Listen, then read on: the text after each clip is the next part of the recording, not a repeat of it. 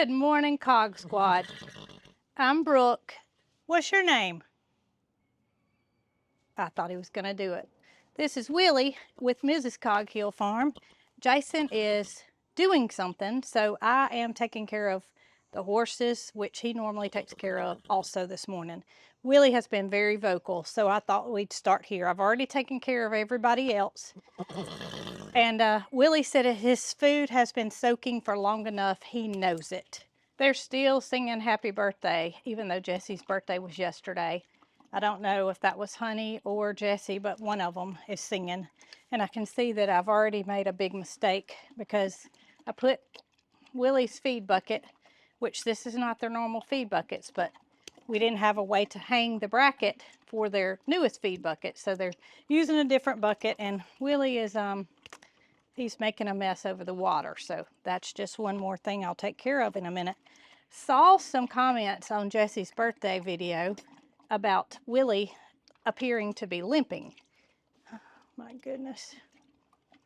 And you're right. Willie is always going to have a problem with his navicular bone. And that's, if I'm not mistaken, that's like having something wrong with our foot bone. Dr. D did evaluate him. He did x-rays. He concluded that that was what the problem was. He actually had a shot for arthritis back in, I was trying to remember when it was. I think it was November when he got it. And it may be time that we talk to him about doing another one of those. But I think the main reason that you noticed him limping in the last video, or when we moved the horses, was because when we put all 3 horses in here, if you remember, Willie and Reska took off with their rope halters on. And Willie, he doesn't get much more than a walk ever. And when he got over here, he was excited, and so he and Reska took off running. Maggie eventually did too, but she didn't have her rope halter still on. And I'm sure that that aggravated it a little bit. So just something that was fresh on my mind, and I thought I would share since I was feeding this big guy and the 2 girls back behind him. Boy, I might have put a little more water in it than Jason does too. My soup is not the right consistency this morning, but he doesn't seem to mind. He's just dropping some in the water, which I will clean out. Well, I told y'all everybody had been fed, and I walked over here to shut a gate. And when I did, the whole crew had to come and greet me, Honey included. Here comes Jesse. Jason said that he thinks that one of the reasons that the donkeys do their braying is they're communicating with each other. Like right now, Honey's biting me, but Honey's away from Jessie, and if Jessie didn't see where Honey went, she might let out a bray in order to say, Honey, where are you? Where did you go? But it wasn't necessary because Jessie saw us. All right, big girl, it's time for your camera time. I don't know what you've been into, but you a little bit nasty this morning. Yeah, I'm backing up as I talk to you because I know what's going to happen. You're going to rub that snout all over my leg like you do just about every morning. I got so many noses in the camera. Jessie said, did y'all know that she is 4? This is what she does around Loretta. Did y'all see her do that little spin around? She's never made contact, but she gives Loretta a warning as to get away from whatever I'm doing. Jessie's jealous. Jessie is a 4-year-old jealous donkey. Isn't she, Honey? And Honey said she's not quite 4, but she still gets jealous. And what Honey does is Honey bites. Because Honey wants attention. And I'm afraid that's what Loretta had on her mind right then. Did y'all see that? Jessie just kind of nipped at Loretta and backed her up a little bit as Loretta comes to me. I'm going to reach over and pet you. You going to lay down? Huh? No. We don't need to do that. Needless to say, these are the 2 that don't necessarily need to be in close contact. I think somebody might want a belly rub. She flopped over right here in front of me. Loretta, that's usually a Peaches thing, but today it must be a Loretta thing. Oh my goodness, look at her. She wants us to rub her belly. Yeah, Jessie, you gonna rub her belly? Oh, she's wet too. She is wet, and I got donkeys over my shoulder. Y'all knew I wasn't going to be without a crew behind me, and Jessie's the one trying to bite now because she wants me to quit rubbing Loretta and start rubbing her. Oh, goodness gracious. There's no doubt Jessie is a lap donkey. And now I have danger behind me, so I better get up. Girl, I hate to just leave you there, but I think I'm going to have to because I'm in a dangerous situation here. Now he walked off. He's going to go make sure Jessie and Honey didn't leave anything in their bowls. So what I had in mind was to bring my Buckeye chicks out. And if you've been following, then you know that I've had them a couple of weeks now. And they're just little tiny chicks. But I went in the big box store yesterday that they came from, and lo and behold, they still had some of the Buckeyes, which I was surprised. I think people don't necessarily get the chicken bug so much in the fall as they do in the spring. And we're approaching fall and people don't want to, supply so much heat. I don't know. But you have to supply heat to them, no matter if it's summertime or not. You're still going to need to reach that 95-degree mark for the first week and then drop it 5 degrees every week afterwards. So I guess maybe they don't have a place when it starts getting really cold to keep the temperature sustained. Not sure. Can't speak for everyone else. But I like to buy chicks in the fall because that just about means when it does warm up in the spring, they're going to be laying and gives them a good jump start. So I thought about bringing the Buckeye chicks out here to the little, I don't know what you want to call it, little pet gazebo. But I know that these holes in the bottom are too big and the chicks can fit right through it. And we brought the silkies out here. We let them have some sunshine, and we do that periodically. But I'm not going to chase those 5 chicks without a mama. And that's what's going to happen. More than likely, since they don't have a mama and the silkies did have a mama, the mama silkie would call them and they would come back to her. So we kind of felt like that wasn't going to be a big deal to catch them because silkies aren't going to go too far. Well, I don't know if that's going to be the case with these Buckeyes because they might get the urge to go and I might not be able to catch them. There's holes in this fence. There's holes in the cow fence behind me. And I don't want to spend the rest of my afternoon trying to catch them. So I thought what I'd do is just close them off in Ernest T and Opie's stall, which they're now separated now when they eat, but you know which one I'm talking about. The first one over here on the end of the barn. And just let them dust bathe, if nothing else. Just let them dust bathe. So I'm going to get them out and see how this goes. I almost always have a cat carrier in the barn, but today is not my day. A cat carrier is not in here. I don't know what I've done with it, but it's not here. So I've got a big bucket here that they cannot jump out of. It's nasty on the outside, but clean on the inside. And it'll be perfect to move these 6 little chicks out to the dirt area and we can see how they react. My goodness, my babies know when I get close. I don't know if the camera's showing them, but as soon as they see me coming, they come and line up because they know I'm bringing them something. All right, you're going in the bucket and I'll put you some mealworms in there. They are so eager to get their little treats that one just ran on out. Oh, goodness. Well, I thought this was going to be easy. Bramble, I really don't need your help today, buddy. Let's see. Got another one. I know. Come here. Yeah, I don't need any kitty cat help. No, I don't. Come on, y'all. Treats are up here. Well, we might just be taking a couple of them out, and that would probably be easiest anyway, just to see what happens. I would like to get all 6 of them, but without some help, it's kind of hard to go around the back and shoo them to the front, and I don't want to scare them any more than what they already are. And I didn't think those chicks could jump out of the bucket, and here they proved me wrong. So let's take our bucket of 2 chicks outside and a couple of mealworms, see how they react. All right, here goes.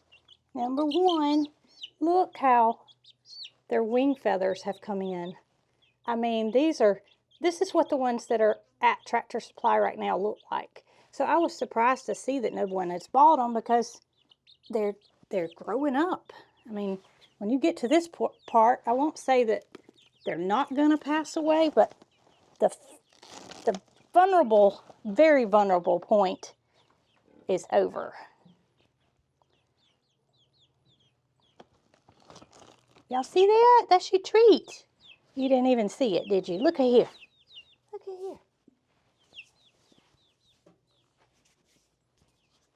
here. This one's kind of scaring me because he does have quite a tail. And I said he does because that's what I'm thinking. Usually, Loretta, you do not need to come in here.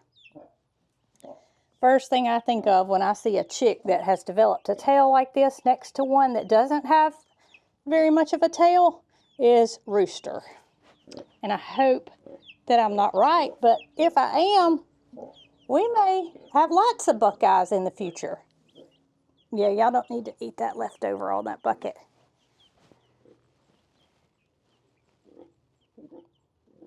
Hey there. Hey there. You gonna climb up in my hand? Y'all like your treats, don't you? Look. Go. Tick, tick, tick, tick, tick. Tick, tick, tick, tick, tick. I think they're more interested in me than they are the treats.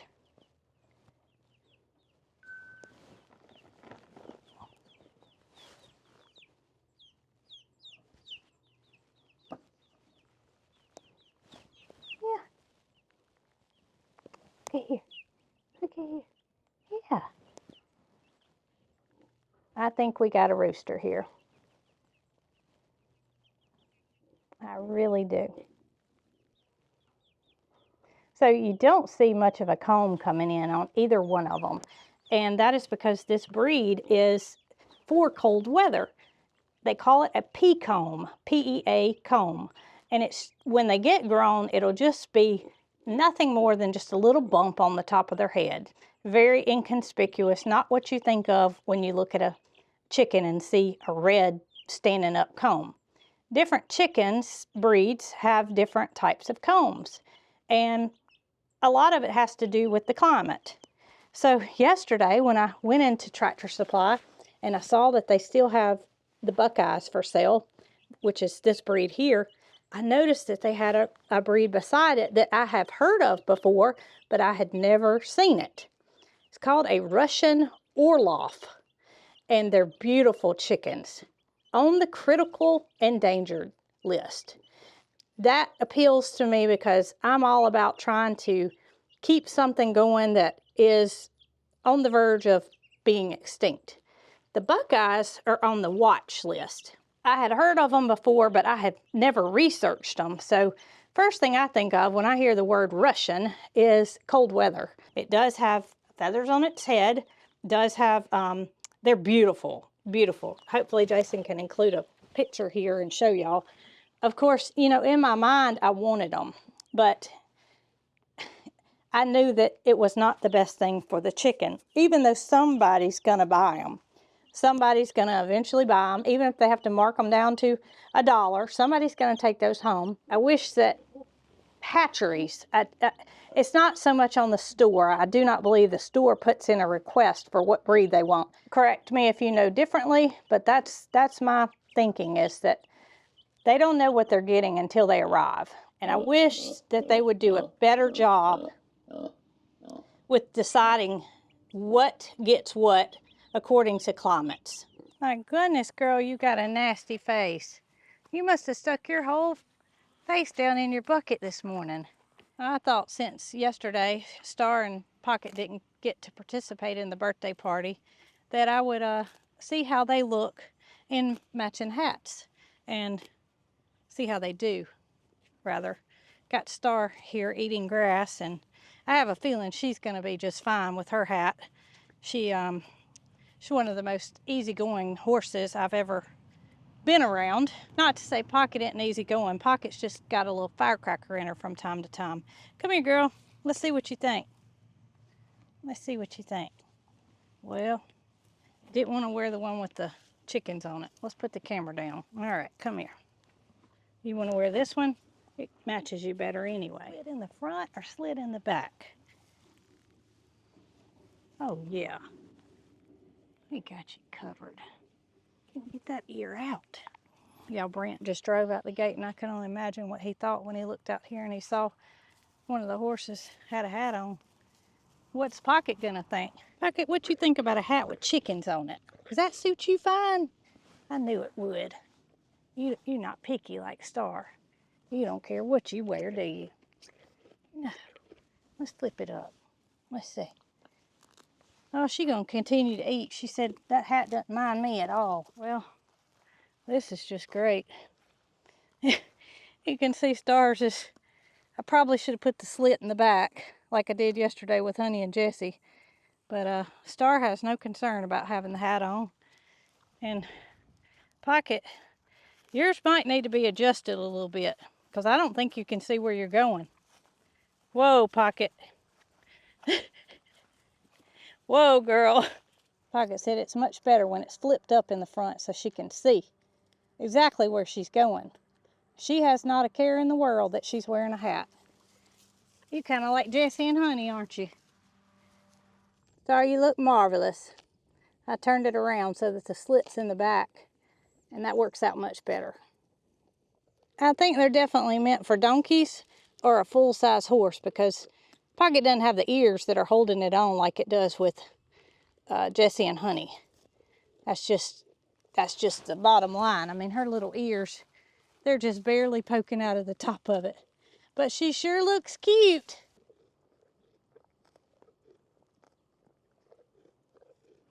Hey, pretty girl. You look beautiful. Yes, you do. Well, that was fun. I just wanted to see what those two would think about a couple of sun hats, and gonna have some fun around Christmas, I have a feeling, because Pocket wore her costume last year as an elf very well.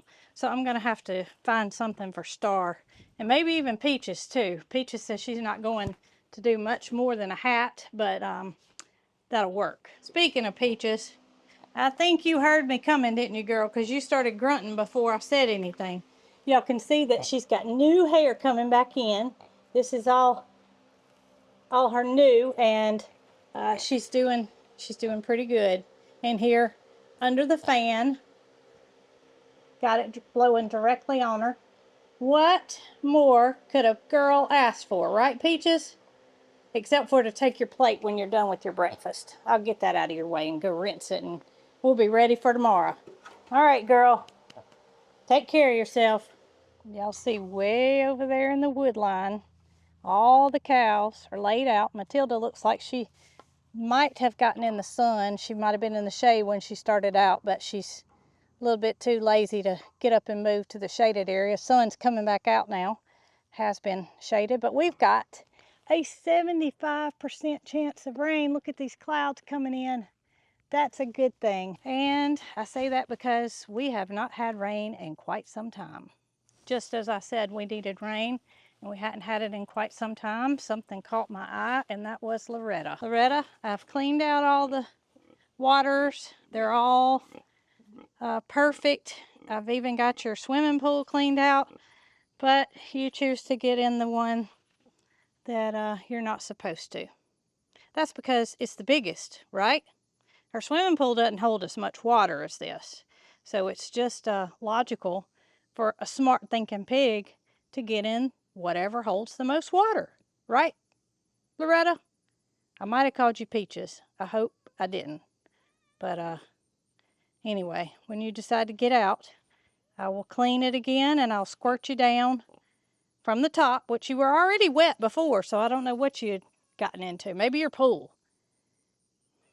Enjoy your sauna. Well, she finally got out of the tub and I added some clean water. Her buddy over here, Opie, always joins her when it's time to roll around in the mud. They are two peas in a pod. Now Ernest might look like he's the dirtier of the two because he's white, but Opie likes water more. And I won't say more than Loretta because nobody likes water more than Loretta. Let me turn this off. Well, I'm glad you're enjoying your water flowing downhill. You and your buddy over here. It kind of looks like a river since I dumped the tub out and refilled it. But you two enjoy your afternoon, and maybe we'll get a little rain. I mean, the grass is starting to show that we hadn't had rain in quite some time, and we really, really need it. So send some rain if you can, and enjoy your afternoon. You and Opie. A couple of cool little butterflies there. Not sure if they're showing up on camera or not, but hopefully that's an indication of cooler weather coming. I think we know it's warm outside when Biscuit isn't laying on a feed bag. Instead, she's laying on the concrete. That means that it's a little too warm to be on a feed bag. That concrete feels good, don't it, girl? Yeah. I just had to show y'all these 2 chicks that are in the stall. Of course, these are shavens, and there are a lot of feathers because the silky mamas are in the middle of a molt, and so is Snow White. But they're dust bathing in the shavens, and it's quite a sight. Now here's one of the other chicks that just joined Aunt Bee here, and the third one is over with another mama. But boy, are they growing up. And y'all, anytime either Jason or myself sits down in a chair in the barn, which is not very often, we do have a couple of chairs sitting in here. I think they're just for looks mainly, and for places for cats to land. But anytime we do that, we're going to find a cat in our lap. And it's honestly just been so exceptionally hot to be sticky all over and have a cat come jump in your lap, and then you're covered in cat hair. But I can't tell him no. I just can't. He's steadily making biscuits on me, telling me how much he loves me, and this is Bramble. Sylvester will make his way over here as soon as he knows that I found a chair, and so will Biscuit. So I hope you have enjoyed today's video, and just take precautions if you're buying chicks, because they are meant for different climates. And I haven't ever talked about that before. Just do your research, and if you live in a cold place that's exceptionally cold in the winter, think about that when you're making your plant purchase, animal purchase, whatever you're doing. I appreciate each and every one of y'all, and Bramble does too. Y'all be good.